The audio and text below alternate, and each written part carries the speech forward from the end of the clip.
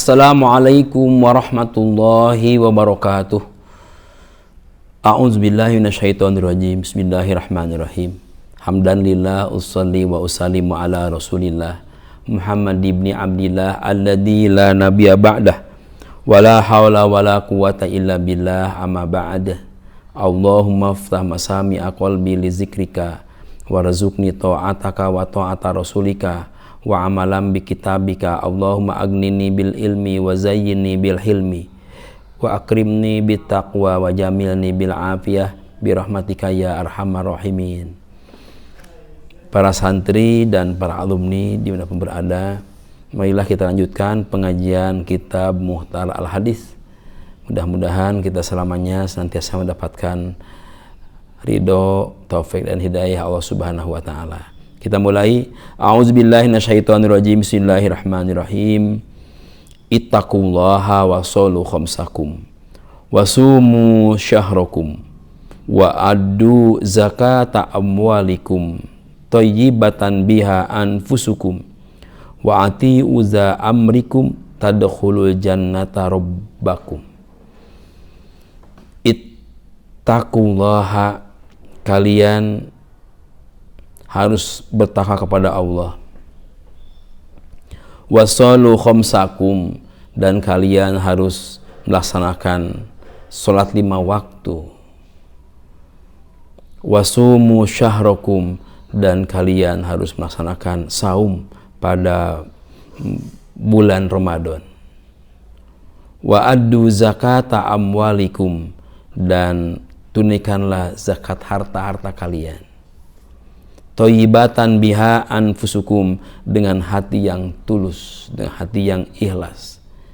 Wa ati'u za amrikum, dan taatilah orang-orang yang memerintahkan kepada kamu pada urusan kalian. Tadkhulu jannata rabbakum, kalian akan masuk ke dalam surganya Tuhan kalian.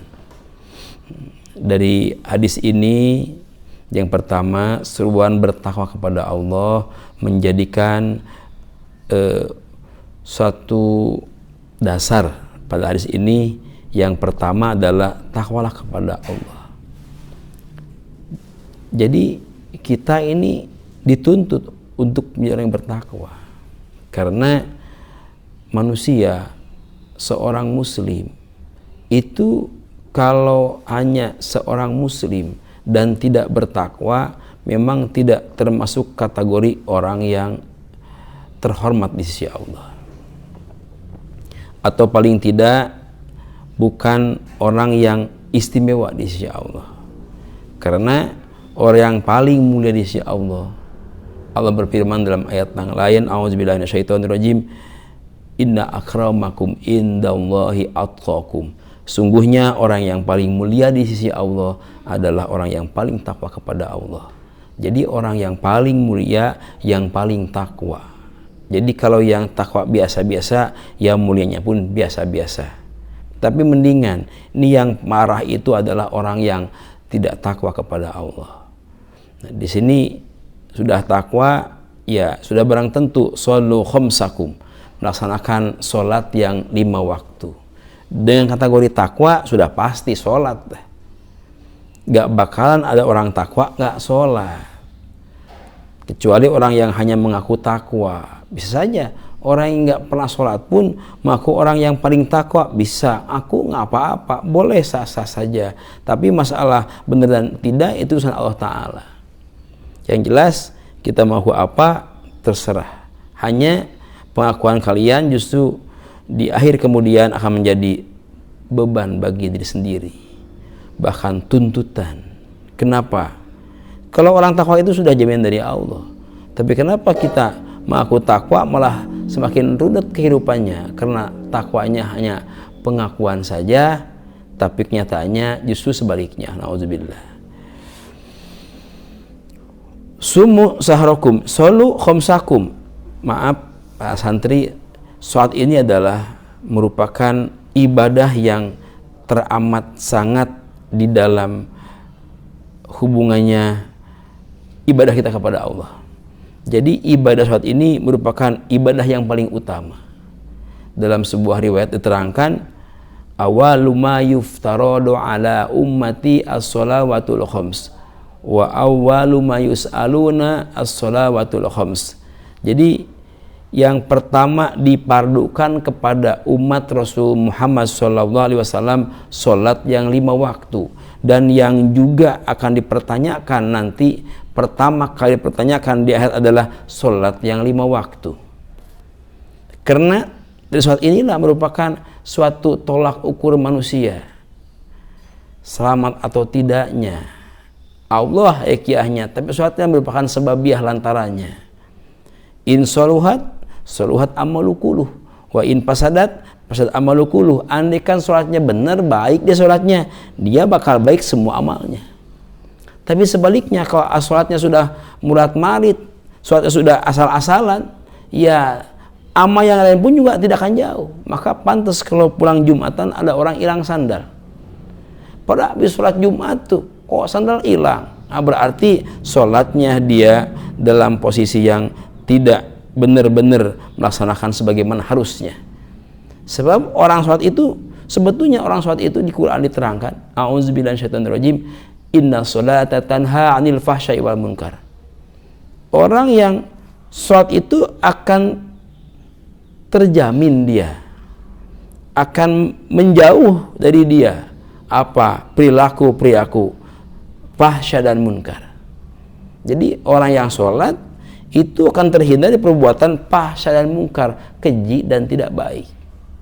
Kalau ada orang malah habis Jumatan maling sandal, itu sudah kelihatan seperti apa kualitas sholatnya. Atau ada peribahasa, kok orang sholat maling tekun, sholat getol. Ditanya, Jang, lu sholat juga, lu maling juga? Jawabnya pinter, sholat mak tukang udah kewajiban, ada maling profesi. Ini masalah. Kok ada orang sholatnya juga getol, juga malingnya tekun? Ini sudah kebayang sholatnya seperti apa. Sebab kalau sholatnya benar, tanha anil fahsya'i wal munkar. In soluhat amalukuluh. Kalau sholatnya benar, sholatnya bagus, maka insya Allah bakal bagus semua amaliyahnya. Maka kita gampang lihat orang itu, dia suka sholat, terus dia dalam kehidupan seharinya bagus enggak tuh dengan tetangga, dengan masyarakat, dengan orang tua, dengan keluarga, dengan sama saudara. Bagus enggak dia? Kalau dia sholatnya sholat, tapi dalam kehidupan sehari-harinya dia nggak benar, nggak baik, dengan orang tua juga nggak baik, kualitas sholatnya benar-benar itu tekor. Sebab kalau dia sholat dengan sesungguhnya sebagaimana yang diharuskan, sebagaimana yang ditentukan oleh para ulama-ulama ahli fikih misalnya, menetapkan sholat itu seperti bagaimana ada rukunnya. Rukunya yang pertama harus niat dulu, kagak niat lagi. Sudahlah, kalau gak niat ya gak jadi. Sudah Rasul yang mengatakan innamal a'malu binniyati. Amal itu bergantung kepada niatnya. Niatnya benar, ya benar hasilnya lah. Kalau niatnya gak benar, ya pasti hasilnya juga akan sama sebagaimana niatnya. Maka sholatlah yang benar, itu pertanda orang yang takwa kepada Allah. Sumu syahrokum, berpuasalah pada bulan Ramadan. Puasa kita ini dalam rangka intinya melaksanakan perintah Allah. Sholat ini dalam rangka melaksanakan perintah Allah.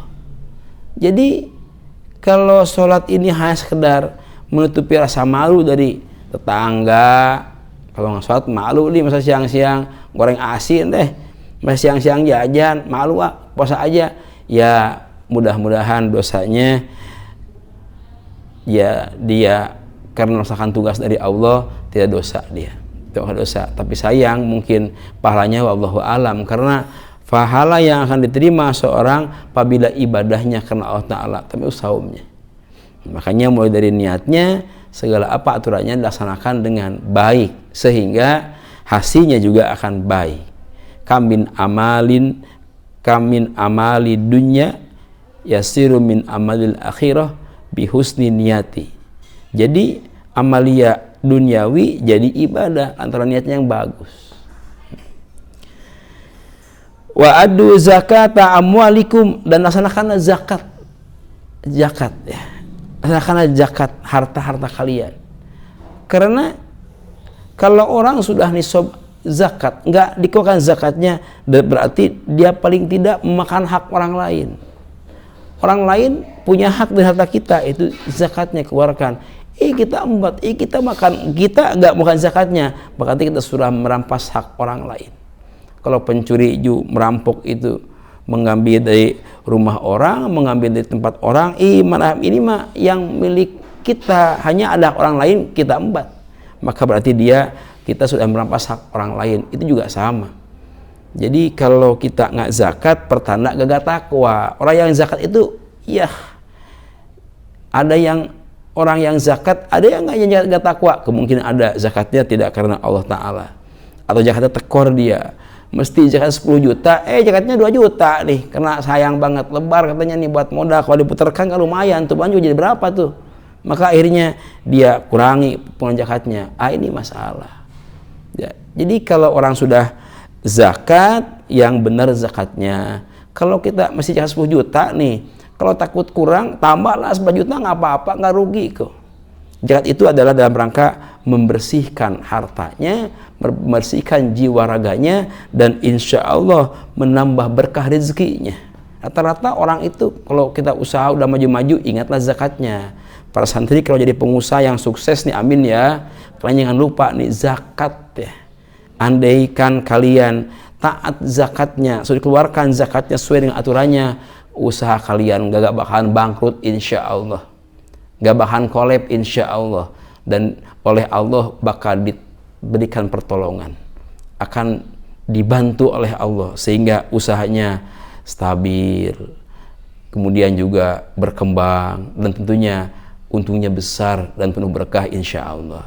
Udah gak zakat, aduh ini yang masalah, dimakan oleh kita, ada barang orang lain nih, berarti jangan sampai-sampai pasti nih hak orang kita makan, ini berarti barang haram kita makan nih. Artinya ini ada hak orang lain, kita makan nih, berarti kita makan orang lain, hukumnya pasti haram tuh. Yang khawatir idza dakhalal haram kharajal haram, wa idza dakhalal halal kharajal halal. Kalau masuk ke tempat ini barang haram, kita nggak mencuri sih, tapi kita nggak zakat, sama aja orang lain kita makan, maka dia makan tuh barang haram, akan melahirkan dari sekujur badannya. Idza dakhalal haram kharajal haram, haram lagi dari tangannya, dari kakinya, dari matanya, dari kupingnya, dari bibirnya, yang haram lagi. Jadi hatinya juga akan keluar hal-hal yang haram lagi, karena saraf-sarafnya terbentuk dari makanan yang haram. Maka lahirlah yang haram-haram lagi dari perilakunya, karena kata Rasul atau dari riwayat yang lain, manabata anil haram annaru hakun, dari daging yang tumbuh dari barang haram itu nanti bagian neraka. Makanya para santri, tolong nanti kalian kalau sudah nisab zakat, jadi pengusaha, jadi pejabat, ya punya rezeki yang cukup melimpah, banyak lah, jangan lupa biar kalian tambah berkah, juga selamat, berbahagia dunia akhirat, jangan lupa keluarkan zakatnya. Jadi yang kemudian juga selanjutnya, hati yang tulus. Zakat itu hati yang tulus. Thayyibatan biha anfusukum, artinya tadi semata-mata dalam rangka melaksanakan perintah Allah Ta'ala. Wa ati uda amrikum tadkhulul jannata rabbakum, taatilah yang merintahkan kepada kalian dan urusan kalian. Pokoknya siapa yang merintah kebagusan, laksanakanlah. Andaikan kambing menyuruh amal soleh, kenapa tidak? Laksanakan. Sebab bukan dilihat dari segi yang siapa yang menyampaikannya, tapi apa yang kata-katanya. Maka ada makalah yang mengatakan, undur maqala wala tandur man qala. Lihatlah apa yang disampaikannya, jangan lihat siapa yang menyampaikannya. Siapa yang menyampaikannya nggak ada urusan, tapi apa yang sampaikannya ini. Walaupun datang dari siapa saja, tapi kalau kebaikan terima, dan kalau perintah kebaikan juga laksanakan. Tapi kalau hal yang tidak baik dari siapapun juga jangan sekali-kali dilaksanakan. Kenapa? La ta'ata li makhluqin fi ma'siyatil khaliq. Saja dari pengajian kali ini, yang pertama harus bertakwa kepada Allah, Dengan tentunya ketakwaan ini akan disertai, ditandai dengan amal-amal soleh. Laksanakanlah kewajiban. Yang pokok adalah sholat yang 5 waktu, kemudian puasa Ramadan, dan keluarkan zakat, dan melaksanakan perintah-perintah kebajikan dari siapapun. Itu saja, semoga kita senantiasa mendapatkan taufik hidayah Allah Subhanahu wa taala. Billahi taufiq wal hidayah, walhamdulillahirabbil alamin ala kulli hali wa ni'mah. Subhanakallahumma rabbana bihamdika asyhadu an la ilaha illa anta wahdaka la syarika laka astaghfiruka wa atubu ilaik. Wassalamualaikum warahmatullahi wabarakatuh.